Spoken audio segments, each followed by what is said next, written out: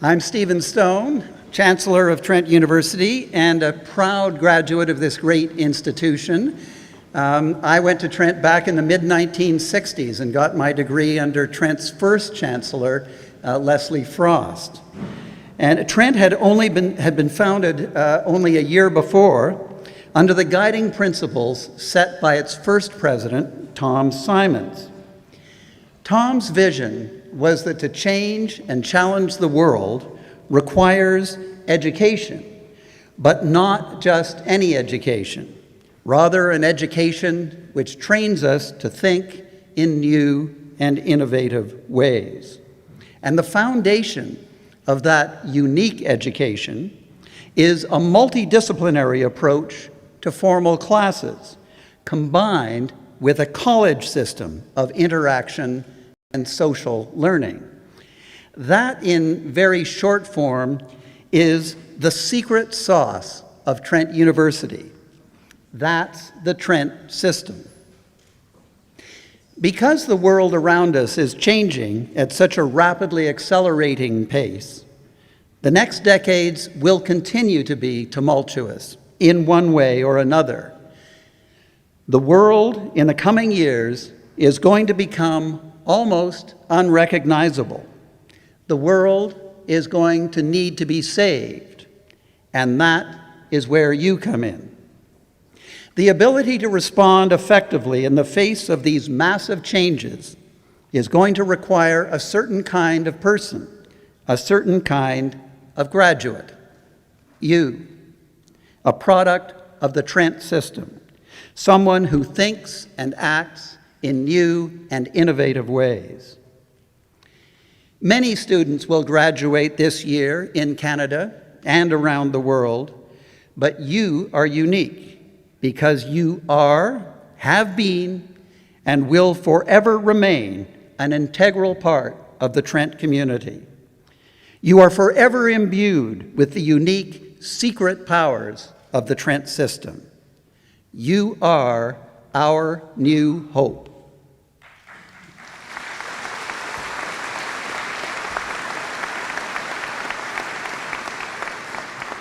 My heartfelt congratulations go to each and every one of you. You have reached an important milestone, and your new mission is about to begin. I now declare Convocation open.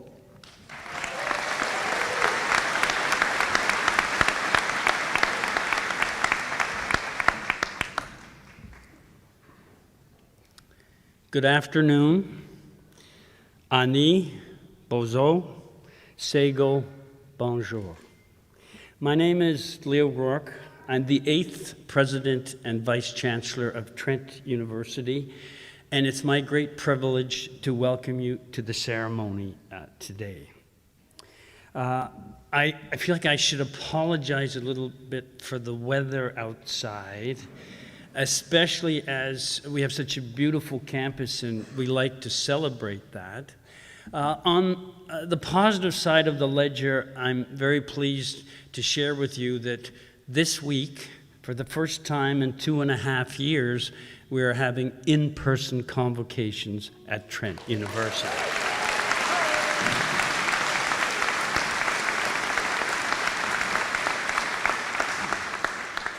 If you are watching live stream from somewhere else, possibly in Canada, perhaps from another country, I hope that this message reaches you surrounded by your circle of support.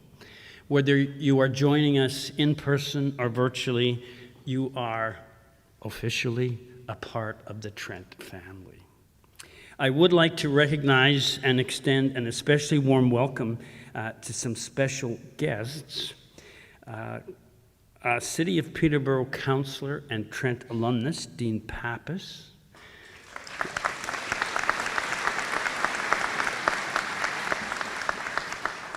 Linda Schuyler, an honorary alumnus, member of the Order of Canada.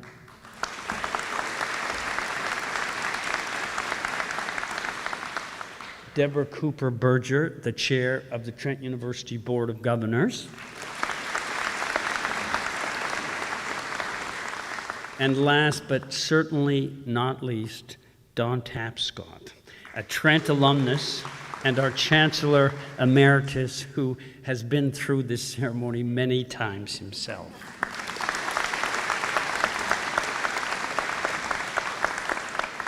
I'm pleased to welcome today our Trent graduates from our humanities programs. And I will say that I'm especially excited to be at this convocation because I am a humanities graduate and I am a humanities professor. And I'm going to say something about that, more about that in a moment. But first, I want to preface the ceremony, the proceedings, with some comments about how we like to run the ceremony at Trent University. In one way, it's a very formal ceremony. This is the pinnacle of achievement to complete your studies and receive a degree, and we try to be respectful of that. But in another way, and at the same time, we encourage you to think of Convocation as a celebration. It's a party, especially this time of year when we are able to gather in person. It's a party to celebrate the successes of our students and the journey that has brought them here. Now, I did want to note that I and the Chancellor and the Vice Presidents have made a special attempt to try to get this balance between formality and informality. Mr. Chancellor, if you don't mind standing up, I could, you notice the formal robes and the hat and the Trent Convocation Converse running shoes that he is wearing, which are a Trent green.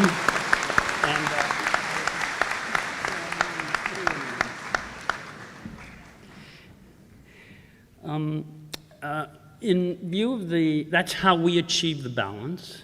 When you think about achieving the balance, I want to give you permission to celebrate with enthusiasm. We give you permission to be loud, to applaud, to shout. Feel free to embarrass your loved one as they walk across the stage. They're getting ready.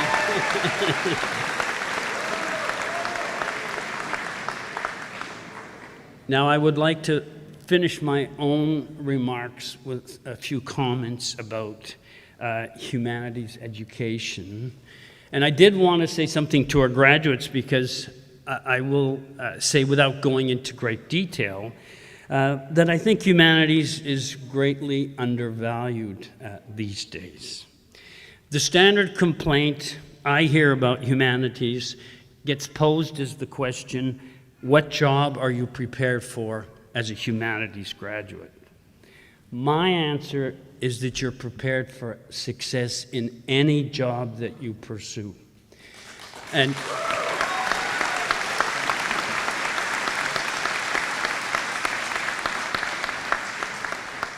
the bottom line is that the humanities education you've received gives you the communication and thinking skills that you need to succeed. Now, today we're going to celebrate what I'm going to say is a very wonderful example of that. But before we get to that, I thought I would share another one with our graduates. In case you have not heard, I want to note that Trent University has joined forces with Stephen Jaroslawski to launch just this week, in fact, a pan-Canadian academic network on the topic of trust in political leadership. Mr. Jaroslawski spent his life in investing. It doesn't really matter, but I will mention his net worth is $57 billion. And he spent the last 20 years of his life thinking about how to give that money away. What I want to note is really his education. Mr. Jaroslawski did do a master's degree in business, but his foundational degrees are in languages, in history, and in philosophy. And I can tell you that I know that when I talk to him because I've had very good conversations with him about Aristotle. He does know his humanities. Here is what he has to say about threats to democracy today. In many ways, the situation in the world today is unacceptable. Politicians and the rest of us need to rectify the situation by, this is what I want you to hear, understanding historical experiences and learning from them. This is why Mr. Jaroslawski has invested $20 million in 5 liberal arts and science universities in Canada, institutions in which students can benefit from the kind of humanities education you yourselves have experienced. As you graduate from Trent, keep in mind that you're in good company. As an alum, you join the ranks of a global network of distinguished Trent graduates, award-winning authors, game-changing advocates, corporate leaders, teachers, lawyers, professors, ministers, Nobel Prize and Academy Award winners, no pressure there, and other people who contribute in outstanding ways through their careers and in their communities. Before you head off into your bright future, I encourage you to take some time to savor this moment today. Ladies and gentlemen, a round of applause for our humanities graduates in 2023.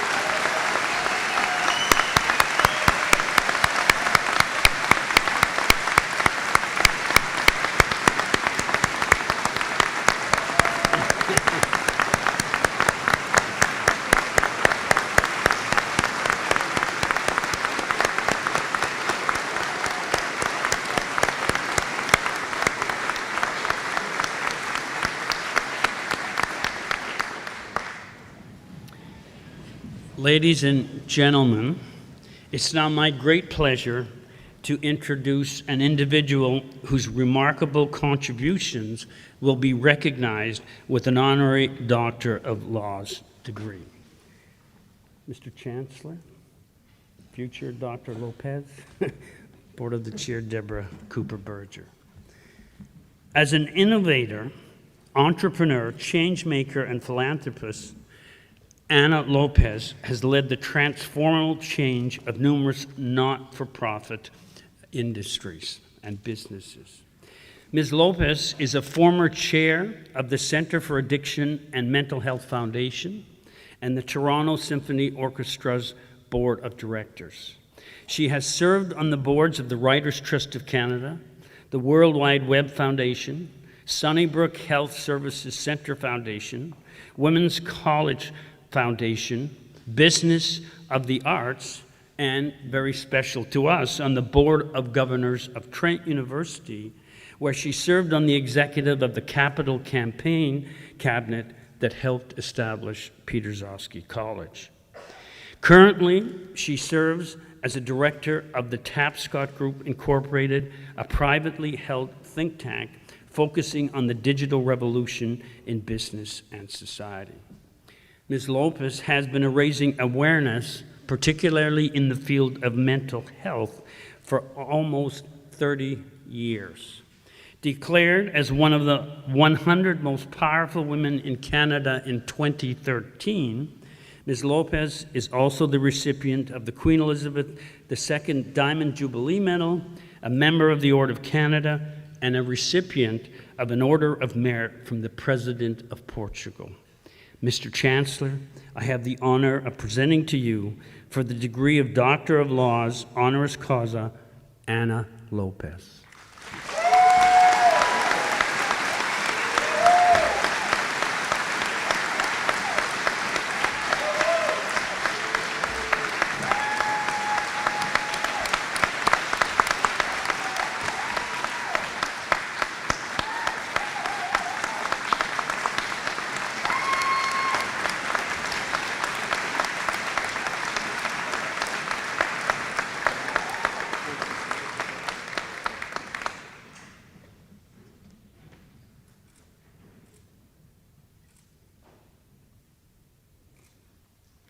Congratulations, Dr. Lopes.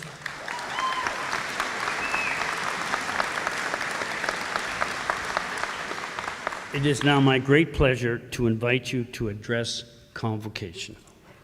Thank you, Greg.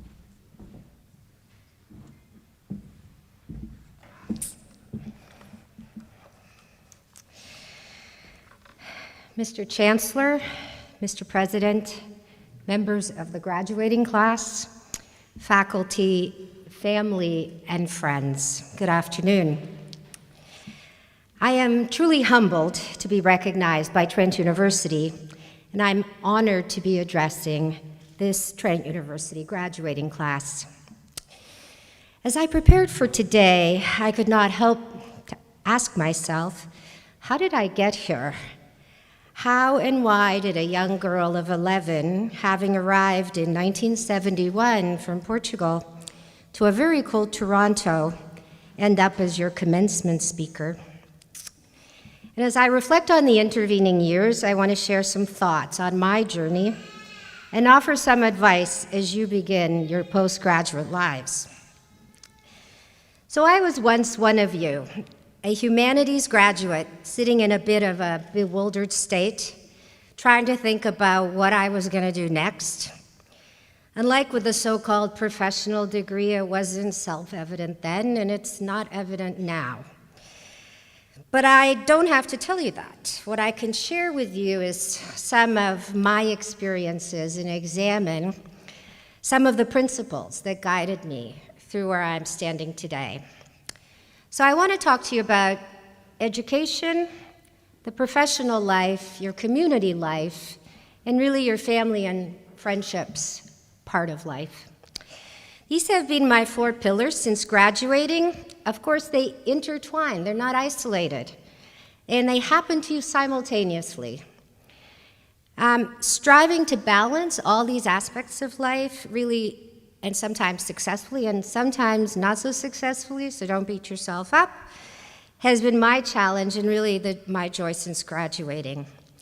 My humanities degree, though, helped prepare me for life's ups and downs and has shaped my approach to how I tackle these 4 pillars. And I hope it'll do the same for you. So let's begin with education. My passion for knowledge really, and a love of learning, was instilled in me by my parents. We were an immigrant family, but my parents worked really hard, and especially at the beginning of their time in Canada, there wasn't a ton of time left for too much, but they encouraged me to read by setting an example. They read a lot. They encouraged me to think for myself by encouraging debate. And they challenged me about the importance of staying informed and up to date so I could understand the world as it was happening around me. So after high school, the humanities, though, were not my first choice. I excelled at English and history, but I thought, you know what I need to do? Get a Bachelor of Commerce. And that would allow me to provide future financial stability for my parents and really help them and thank them for the sacrifices that they made by having immigrated. And it's huge if you've had that experience. Well, my BCom decision turned out to be spectacularly bad. Honestly, I was terrible at all the subjects. So I thought I have to do something else, and I switched to history. And I'm proud to be a history graduate. Learning history was a very joyful experience for me, and it has enhanced my ability really to think critically, assess problems, and look at issues from different perspectives. I encourage you to claim your degree proudly.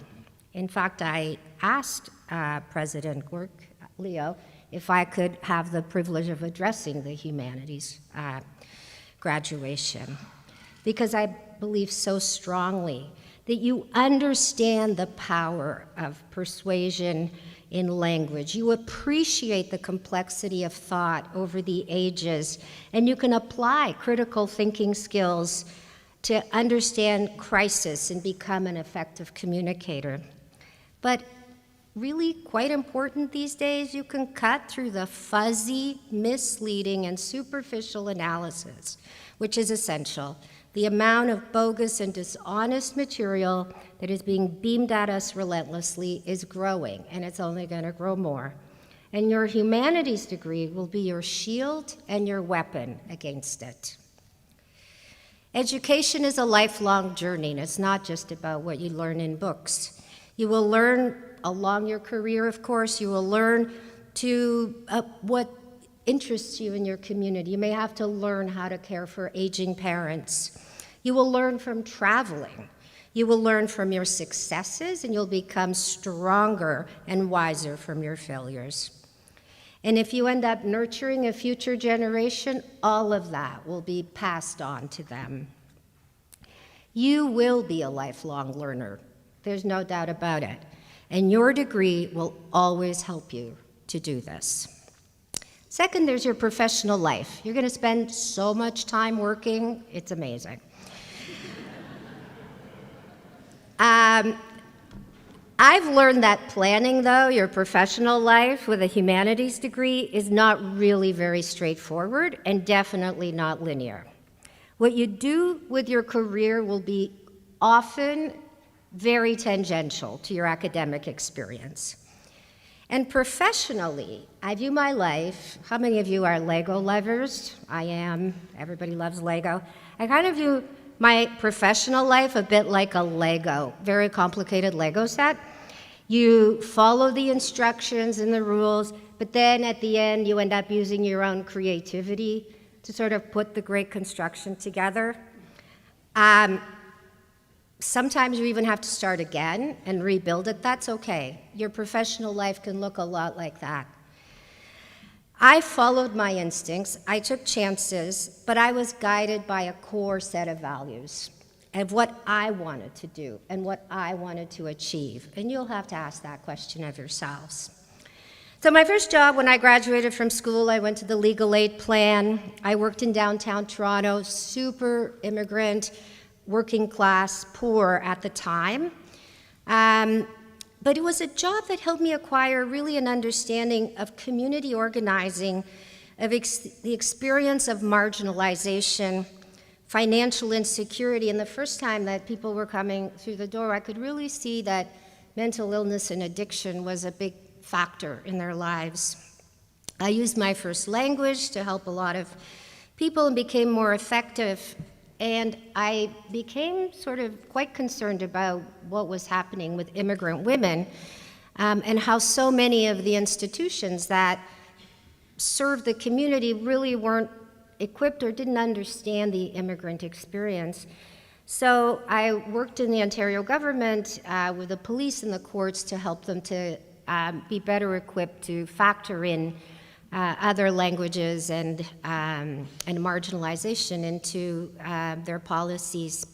And then I turned that passion into politics. And I went into the Premier's office and worked in the Premier's office under Premier Bob Rae for 4 years. So you can see that it came from all over the place. I didn't really have one particular path. But one thing is, advice that I would give you, I seized opportunities as they arose. I tried never to lose the thread of what mattered to me. I was never particularly interested in going into the private sector, and I will say that quite honestly, I was always much more interested in public life, and that was important, and I followed it. And, understand your values, and this will guide you in your professional years. Number 3 is your community service. I spend a lot of time working in the community, all the boards that you sit on, all of the work that one does. I truly believe that it is our duty to perform community service and to build better communities and really a better country. In fact, that's the motto of the Order of Canada. Identify what you care about. It could be daycare accessibility. It could be your local theater group that's going under and you need to raise some money for the local theater group. It could be a park cleanup campaign. It could be a women's shelter that needs your support. Or it could be something else entirely, but get involved, make friends, learn about the community that you're living in, and you will find that that part of your life, along with your professional life, will lead to a very fulfilling experience. You know, you've heard that I've sat on the board of governors at Trent. I'm a big believer in a strong and accessible post-secondary education. I'm also a huge believer in the arts. There's a reason why I'm involved with the Toronto Symphony and the Toronto International Film Festival and so forth, because I think the arts institutions and art elevate our humanity. They expose us to new ideas. Lots of times you go in, you hate the art. Fine, but it challenges you. It asks you to think about something. That's what it's supposed to do. And it's also supposed to bring you joy, and that's okay. It's okay to love arts that just bring you joy. Our ability to tell stories, be it in a book, a film, whatever it is what connects and challenges us. Currently, I'm supporting an initiative at TIFF, the film festival, called Every Story, and one that ensures that previously unheard voices in films, such as LGBTQ, First Peoples, and other marginalized communities, can make films and can share them with the world, so that it's not just the mainstream. But it's really my work in mental health that has brought me the greatest fulfillment. I spent 20 years volunteering at CAMH. As you heard, my brother-in-law, Dave Tapscott, a Trent graduate, lived with me and Dawn in the early 80s, and he succumbed to severe mental illness and died by suicide. I'm sad to say that our experience is not an unusual story. It's shared in so many families and workplaces. But for too long, mental health and addiction was stigmatized as a moral failing and not a medical condition, causing many people to suffer in silence. And as a society, we must commit to care for those experiencing mental illness and addiction, to research the causes and the treatments, and advocate for work and benefits and training for those living with persistent mental illness, many of whom live in poverty statistically. I'm not a clinician, I'm not a researcher, I'm a passionate community worker. And I, along with my colleagues at CAMH, we have contributed our influence to destigmatize mental illness, but also to bring about the largest fundraising campaign in the world to support mental illness. And CAMH, which is a very large hospital and research center in downtown Toronto, we have raised over $1 billion for mental health care and research. And that no one else.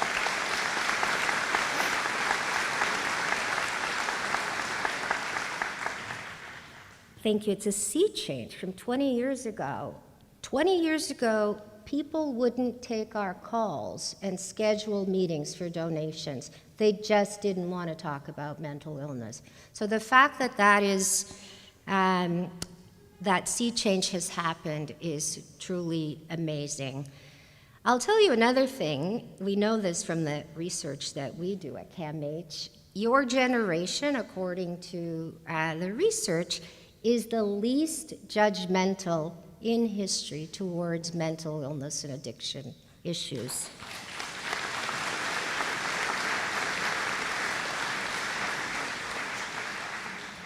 So I implore you to put this empathy and open-mindedness to good use, and to use your advocacy skills to ensure better care. It may be a colleague, it could be a friend, a neighbor, or a family member that needs your help. And given the pandemic, we know and understand that because of this period of isolation, people became even more vulnerable. So reach out, and a small act of kindness can make a big difference. And as you travel through life, of course, they're your family and friends, and they also take up a lot of time, by the way. And they are always there, if you're lucky. Includes the generations that came before us, those who nurtured us, those that you might bring into the world. Family has brought me the greatest joy. You know, Michelle Obama says that the biggest decision you'll make in your adulthood is who your life partner is going to be. And that's true because life is messy. There are a lot of concurrent pressures. Having people who care for you and take care of you is so important. In my case, my family and my friends, in particular Dawn, my husband, my 2 children, Alex and Nikki, who are here, have been my greatest source of joy and strength. But family and friendship can take all kinds of forms. So find the one that works for you and have the right supports. As a partner and mother, I felt a great responsibility. I strove to be a role model to my kids, that they saw me as having a distinct voice, a professional identity, my own name, and ultimately my independent standing in the community. And I know that you too will strive for your independent voice. As President Gork says, Trent, you create a life that is uniquely your own. Apparently that is one of your goals. I'm confident that you will be great problem solvers, nurturers of younger generations, and inspirational leaders in your communities as you juggle the pressures of life. Have a wonderful commencement to your postgraduate lives, and my sincere congratulations.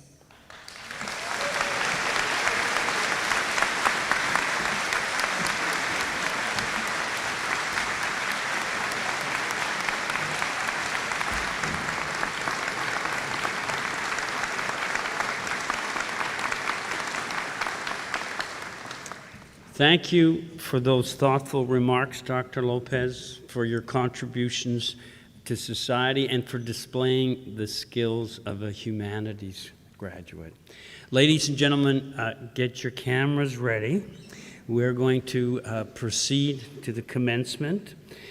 Dr. Mark Skinner, Dean of Humanities and Social Sciences, will now present candidates for the degree of Bachelor of Arts in the Honors Program.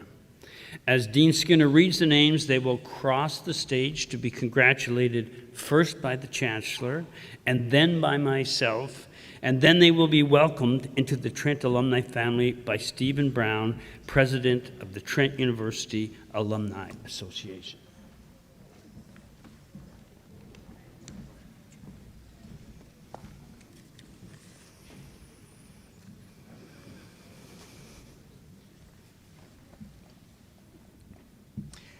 Mr. Chancellor, I'm pleased to present for the degree Bachelor of Arts in the Honors Program the candidates whose names will be read, whom the Senate has duly declared worthy of the honor that they may receive the degree at your hands.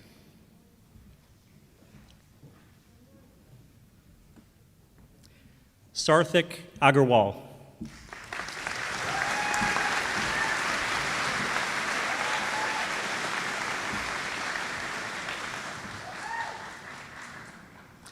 Benjamin Allman.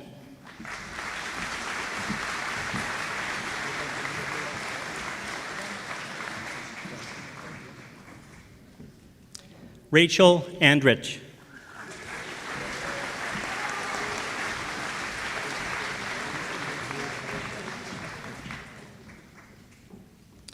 Daniel Austin.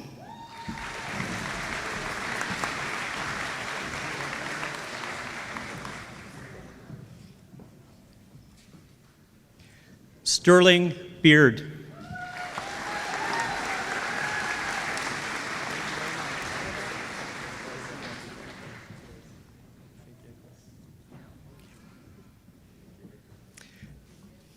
Sarah Ellen Doris Bonnell.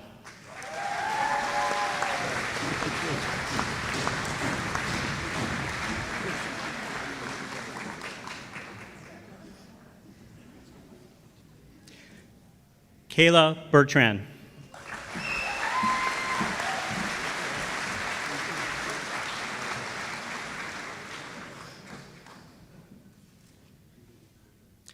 Trey Boyvan.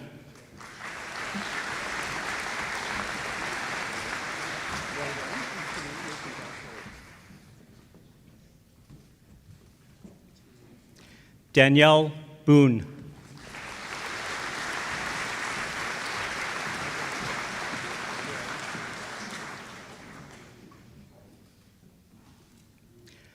Mateo Ortega.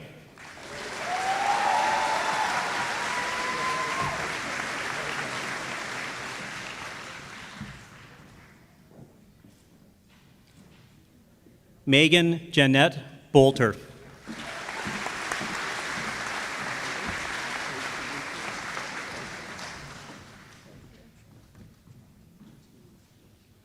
Richard Deves.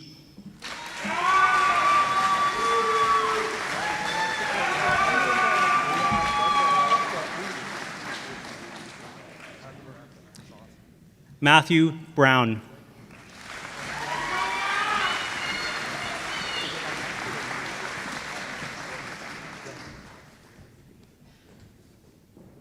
Madison Brown.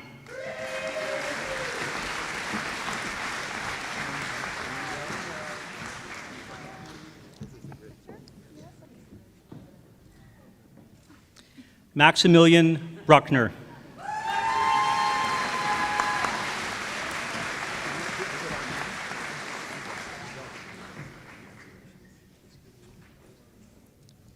Taylor Burnside.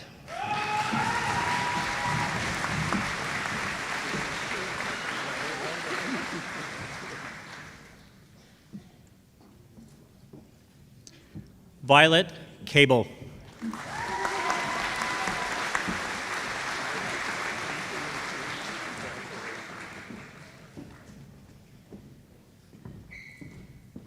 Morgan Cassidy.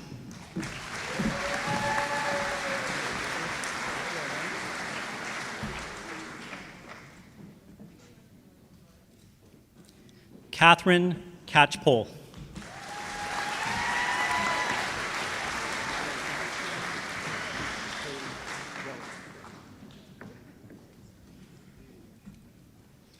Evan Collins.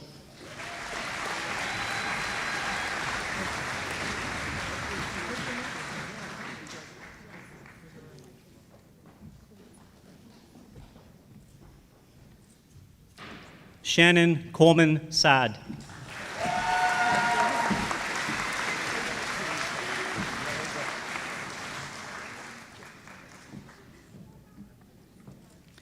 Stephanie Day.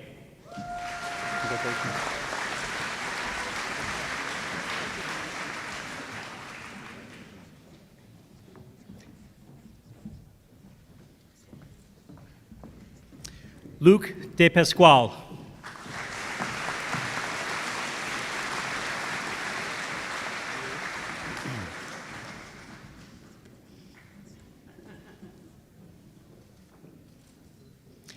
Emily Du.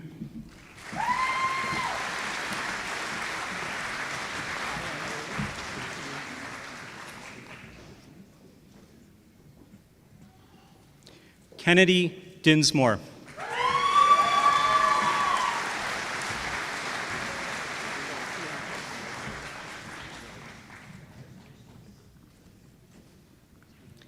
Hannah Doucette.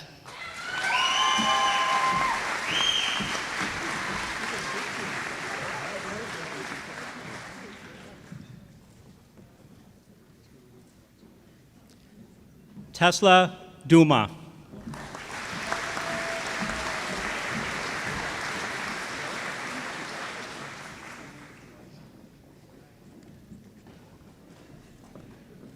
Liam Dreyfin.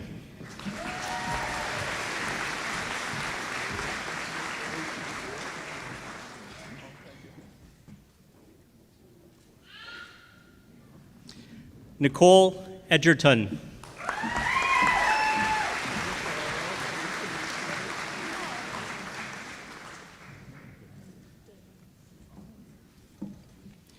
Dana Elric.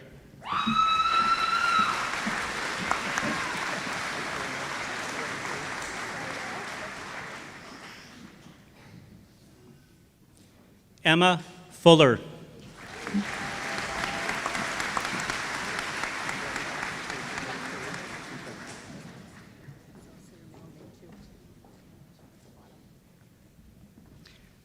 Catherine Sky Gatley.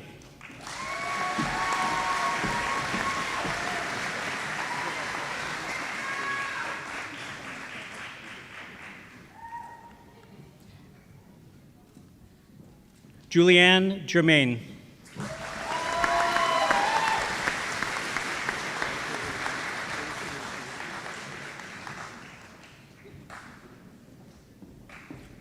Connor Goebel.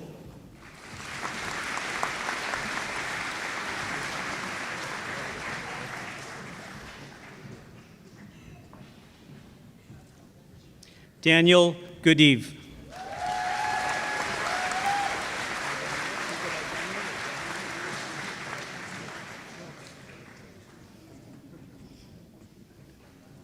Madison Graf Sakasov.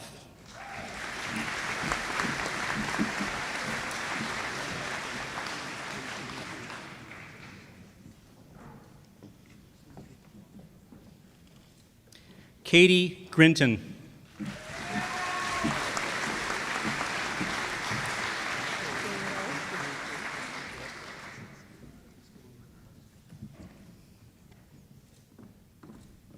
Kelsey Gaindeau.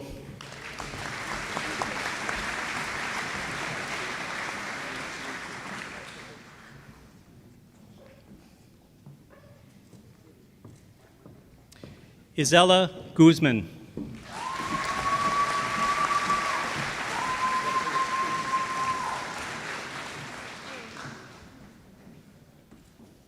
Nicole Hahn.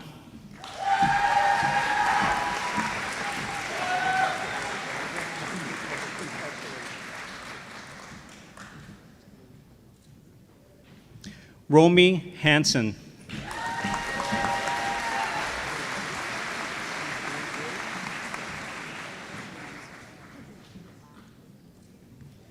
Emma Hale.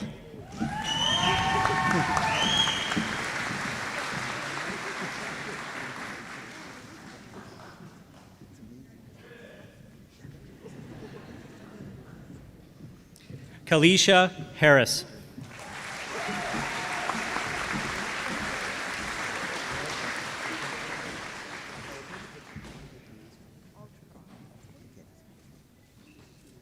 Owen Harrison.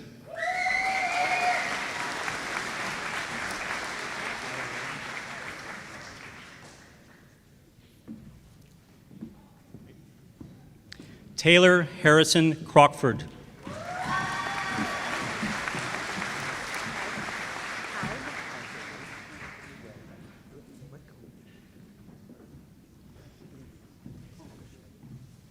Jessica Haug.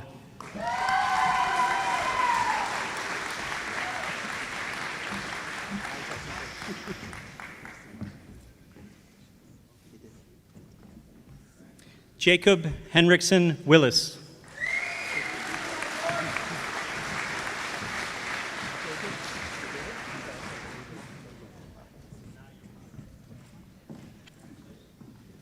Sage Irvine.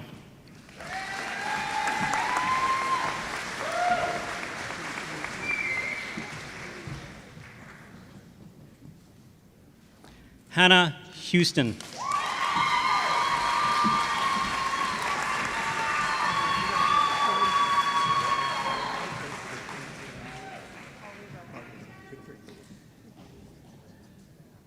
Quinn Jenkins.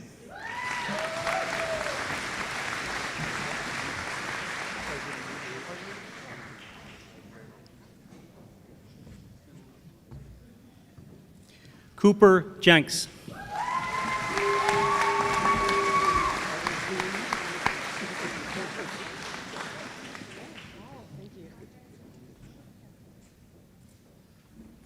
Harper Jin.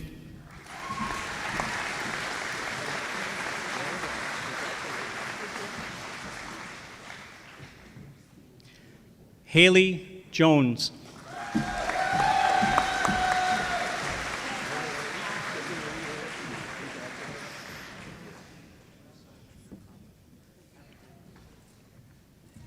Morgan Klug.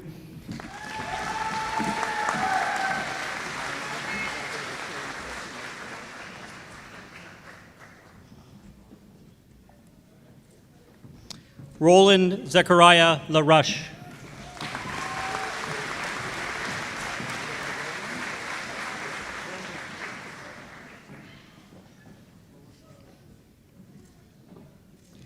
Jaden Lee.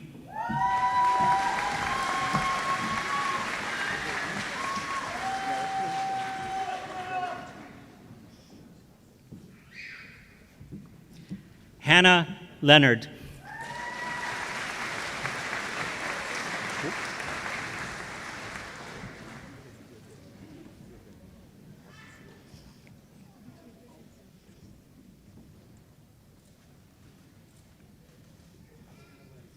Chelsea LaRue.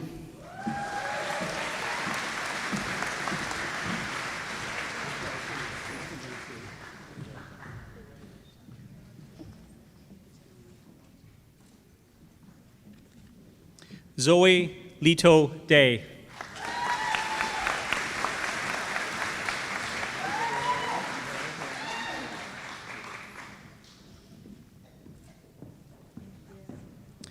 Kyla McDonald.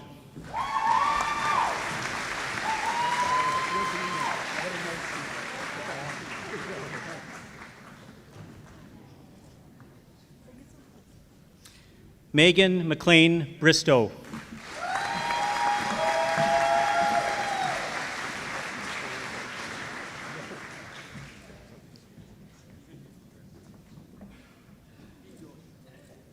Tessa Mallory.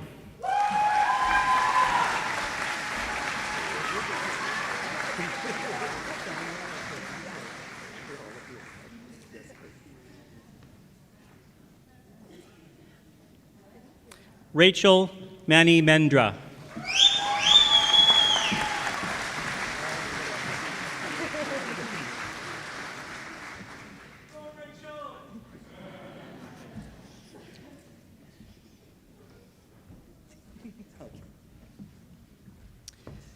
Rhiannon Marcinoff.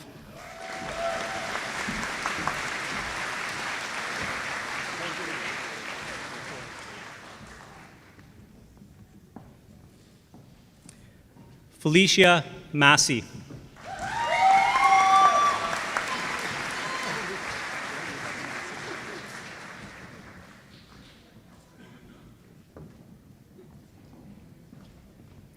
Anthony McKay.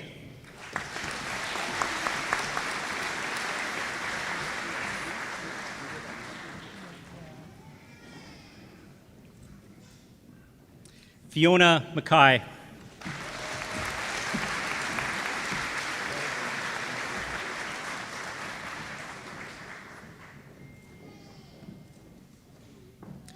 Thomas McKissick.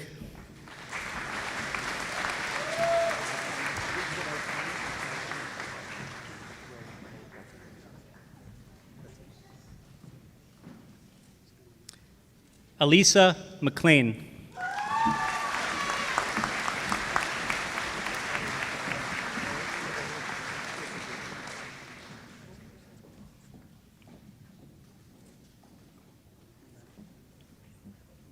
Haley McLeod.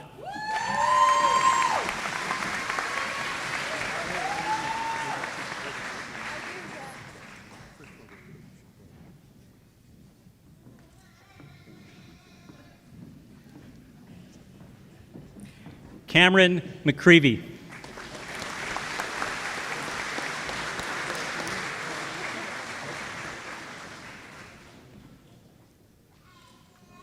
Matthew Meadowcroft.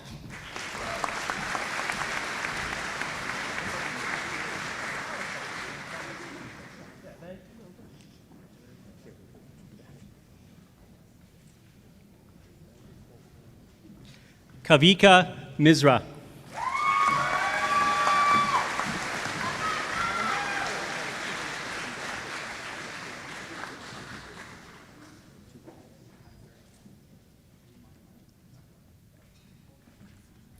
Kieran Mooney.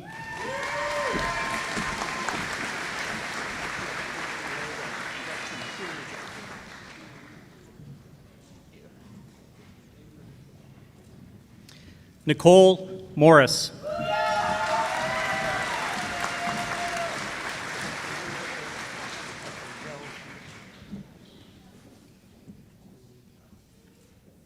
Hannah Mulligan.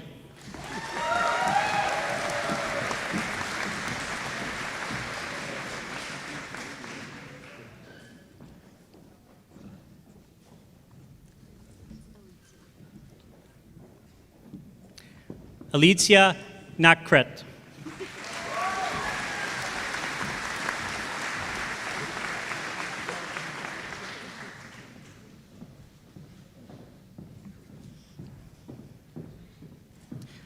Doyle O'Connor.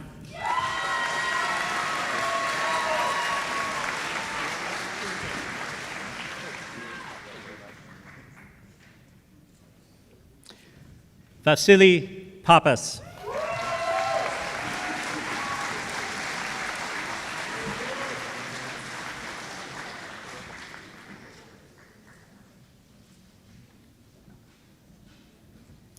Emily Parrish.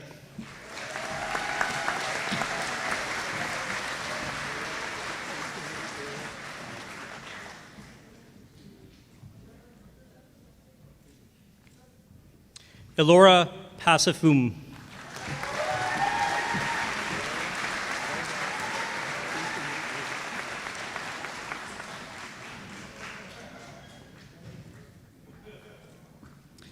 Kaylee Peters.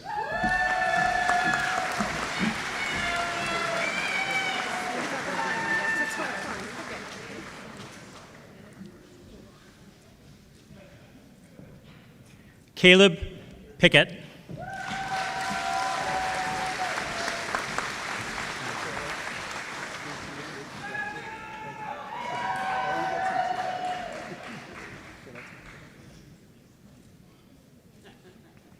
Tyler Pocock.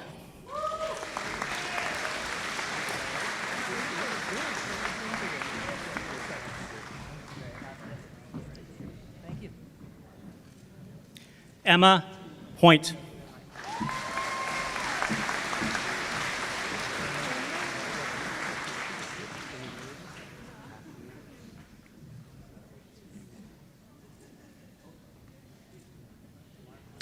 Michael Punier.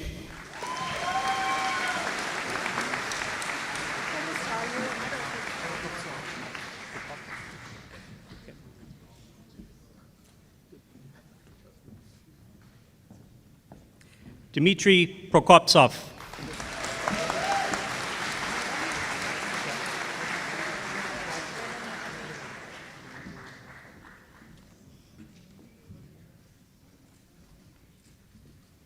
Rhythm Radhi.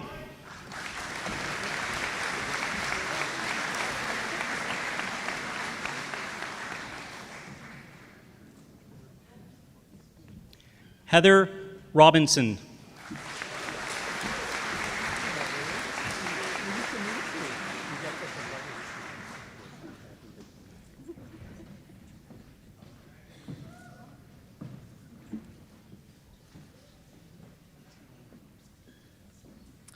Daria Sanger.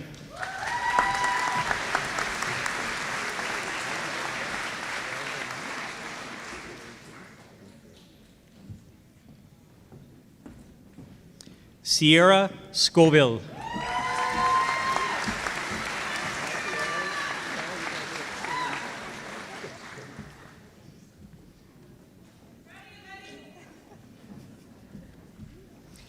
Katie Simcoe.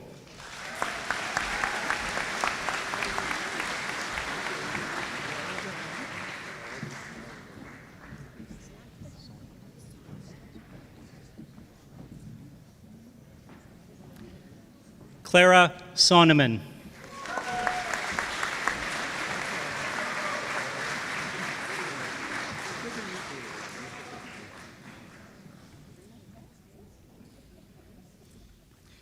Madison Southwick.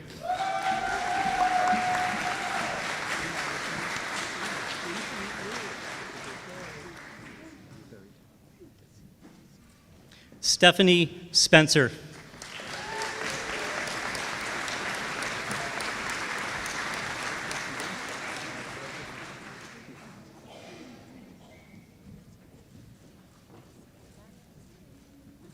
Maria Stevens.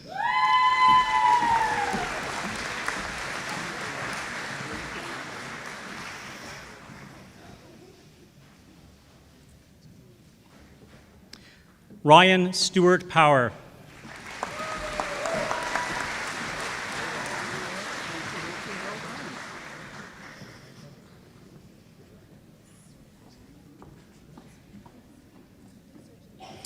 Lauren Sturge.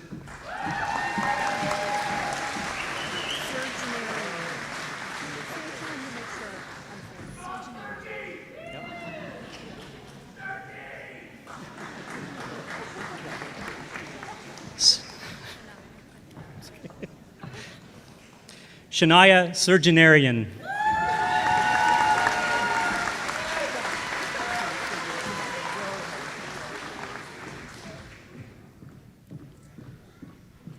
Ethan Sutton.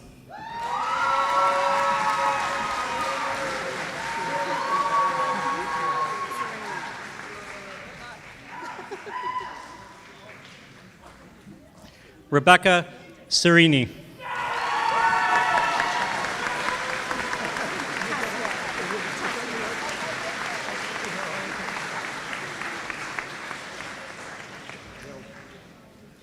Cassandra Tessier.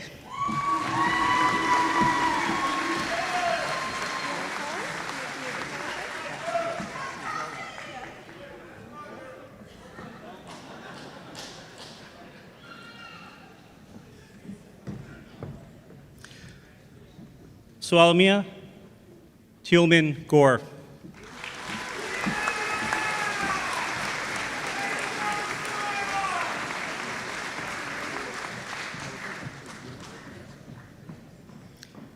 Maria Taves.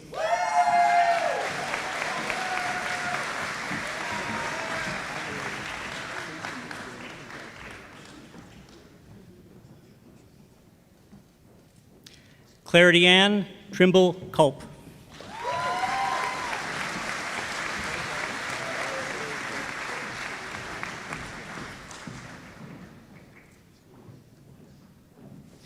Dale Vandergroff.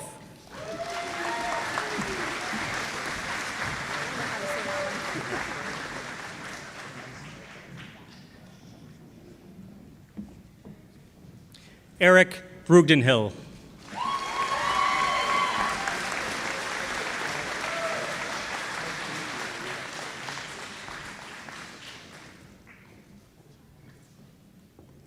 Jared Williams.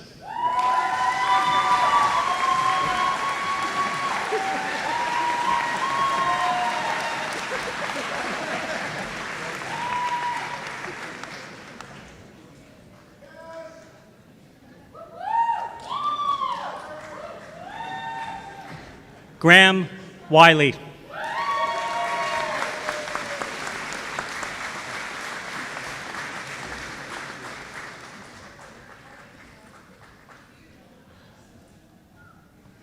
Lauren Yant.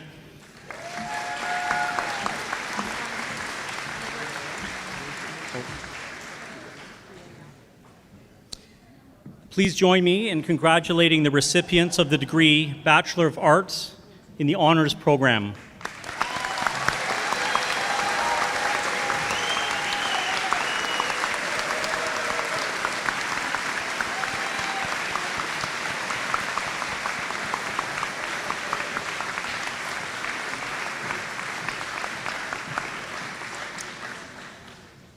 Mr. Chancellor, I am pleased to present for the degree Bachelor of Arts in the General Program the candidates whose names will be read, whom the Senate has duly declared worthy of the honor that they may receive the degree at your hands.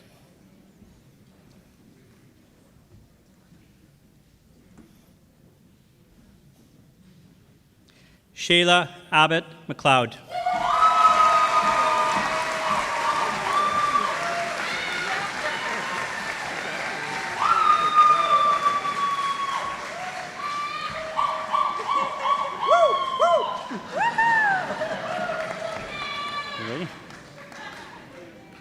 Brittany Bocock.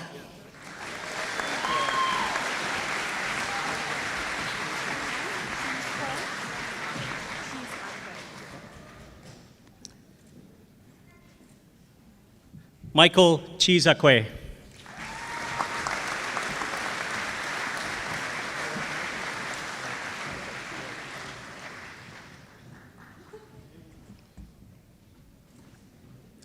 Marie Corkery.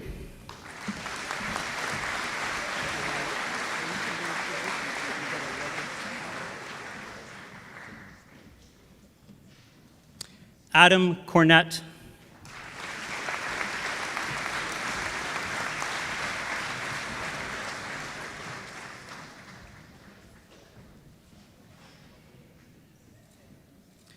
Shannon Cree.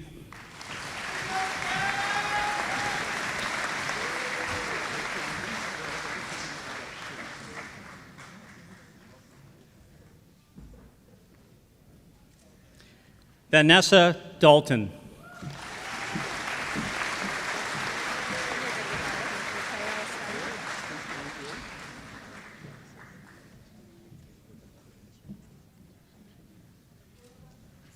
Mateo España.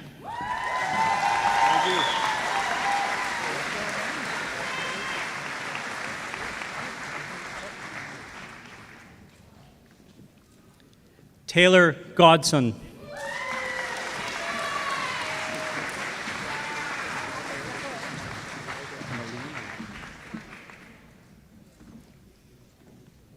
Emmeline Kennedy.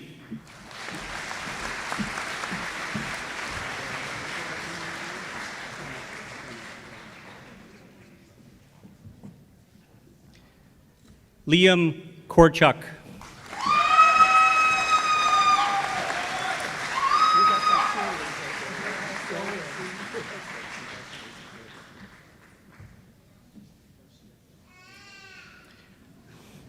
McKenna Lilly.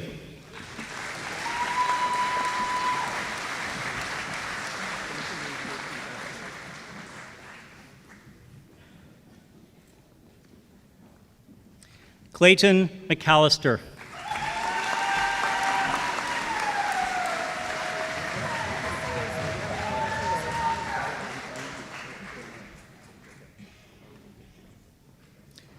Bailey Mackenzie Smith.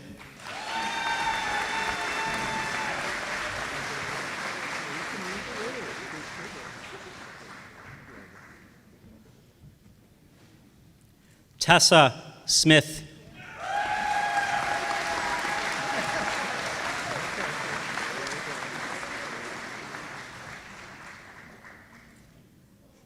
Caitlin Uden.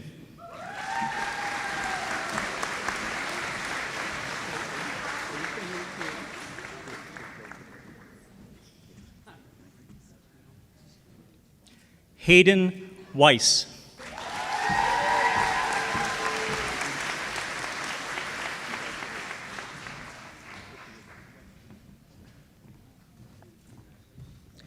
Ryan Willis.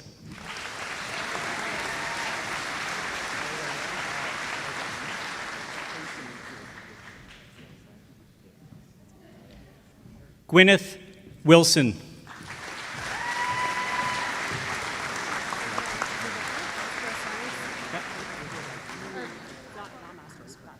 Yep. Please join me in congratulating the recipients of the degree Bachelor of Arts in the General Program.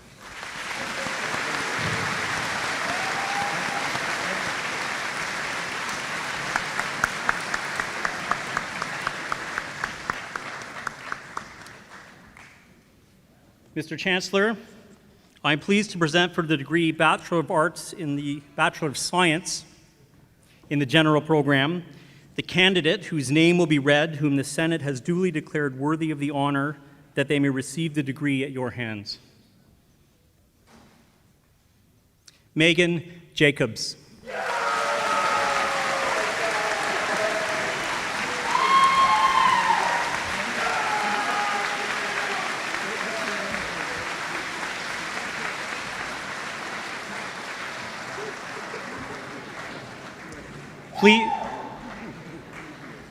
Please join me in congratulating the recipient of the degree Bachelor of Science in the General Program.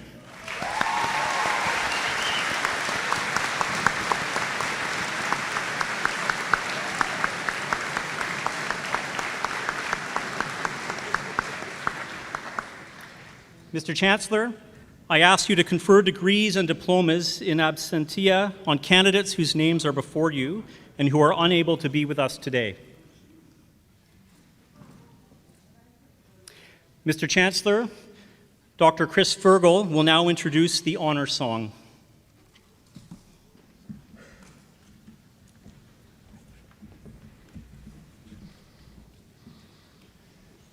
Before all words can be spoken, we bring greetings to all of creation. We give thanks for the rising of the sun and the light and the warmth that it brings on most days. We give thanks for another day of life. We give thanks to those who care for us in these challenging times. Mr. Chancellor, Mr. President, honored guests, graduates.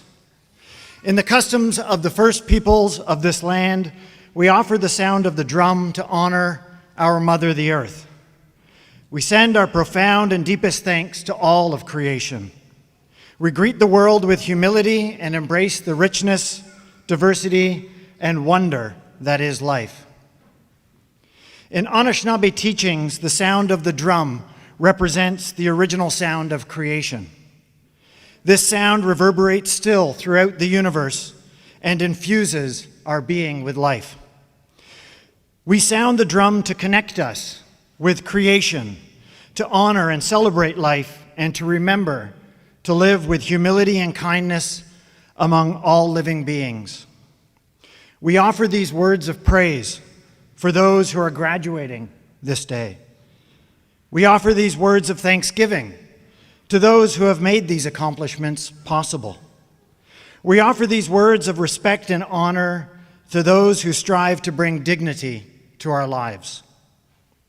We offer these words to remind us of the 7 grandmother teachings, to live with humility, bravery, honesty, wisdom, truth, respect, and love.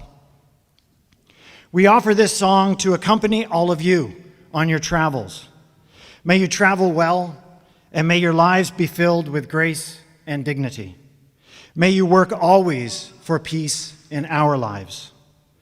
Mr. Chancellor, Mr. President, honored guests, graduates, I have the pleasure of presenting Unity and the honor song. Please stand if you are able.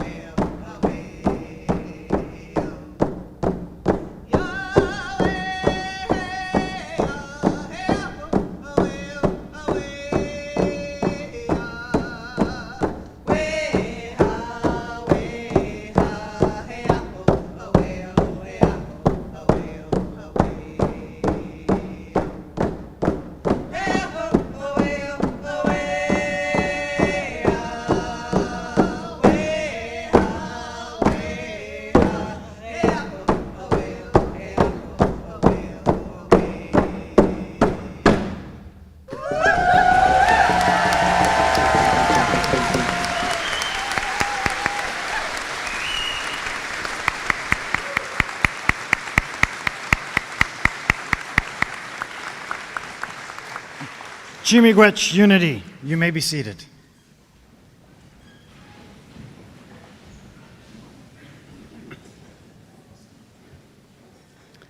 Miigwech Unity. As we near the conclusion of the ceremony, let me again, on behalf of Trent University, thank you all for being here today.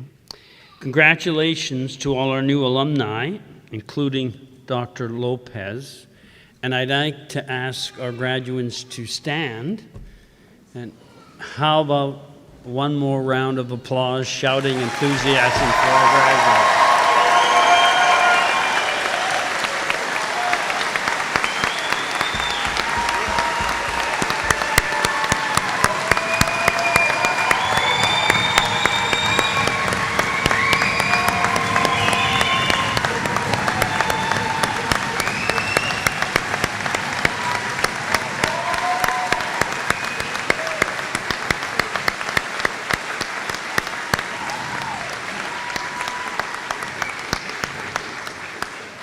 I'd ask the graduates to remain standing. Everybody else sit down. Good job. I think we're setting records for applause at this convocation. Graduates, I'd like you to reflect on the people that are in our audience today, that are guests of Trent University. They are your support network. While you have been taking the journey, which I'm sure has had ups and downs in your degree, they've been there for you. They might have sent you a check or two, or three, I'm judging by the reaction, or provided you with a place to stay. And even more importantly, they've been your emotional support. And I can tell from the vibes in here that they provide great emotional support. So I would ask you now to have a round of applause for your supporters gathered here today.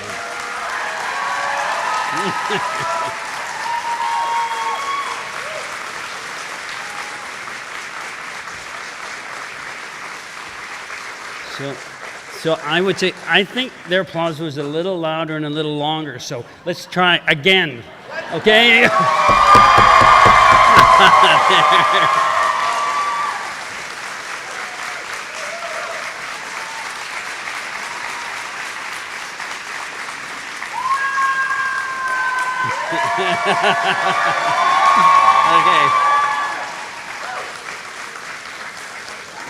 Thank you, graduates. I think you won with that one. Please be seated. Following the ceremony, please feel free to take photos, it says here, with your graduate on the beautiful campus of Trent University, possibly, I'm guessing, in the rain. Feel free to walk around the campus. It really is a gorgeous campus. I like to tell people that if you really want to experience this campus, you need to get a canoe from the athletic center and go along the river. If you decide to do that, please fill out a liability form before you get in the canoe. Now, after we'll finish the convocation with the singing of O Canada. After that, I will ask you to remain standing as the procession leaves. Mr. Chancellor, I call upon you to dismiss convocation. Thank you very much, Mr. President. This has truly been a wonderful day. Before we transition from this formal ceremony into the informal ceremonies and presentations and parties, there is one final word or a series of words that we would like to impart to the graduates as you ride off into the sunset. And could I ask those who are on the stage with me to rise and join with me as we sing the traditional Trent Adios song.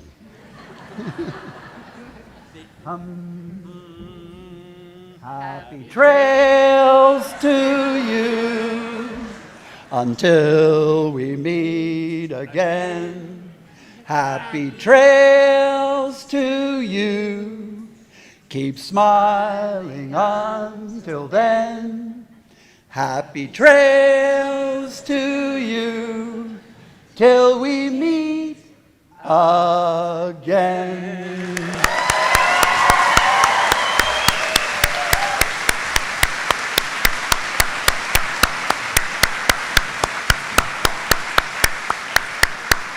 Convocation is now dismissed.